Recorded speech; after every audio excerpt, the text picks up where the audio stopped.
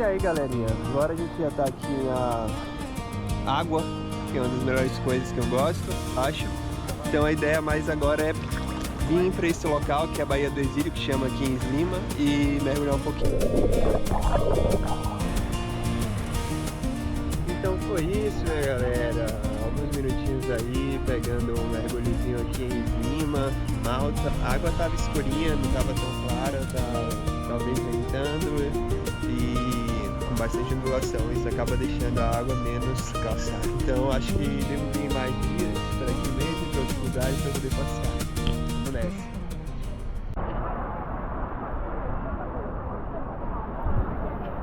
E aí galerinha, agora a gente já tá aqui na água, que é uma das melhores coisas que eu gosto. Trouxe a GoPro aqui, não vou ficar usando muito sem estar com o case, porque eu esqueci o case, eu acho. Então a ideia mais agora é vir para esse local, que é a Baía do Exílio, que chama aqui em Lima, e mergulhar um pouquinho. A água tá turva porque tem muita gente aqui, mas de forma geral vai dar para ver alguma coisinha pequena. Vamos dar uma olhada.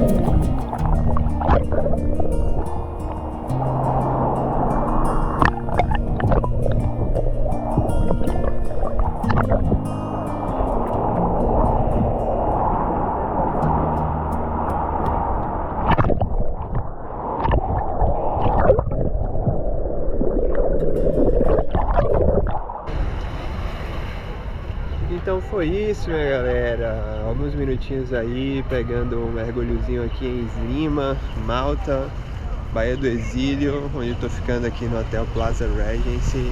A água tava escurinha, não tava tão clara, tá talvez ventando e com bastante ondulação. Isso acaba deixando a água menos clara. Mas valeu a pena, eu tô meio enferrujado de nado e esse aí já deu para dar uma desengripada ou engripada ali pra gente poder avançar. Então acho que devo vir mais dias para aqui mesmo e para outros lugares para poder passear. Vamos nessa.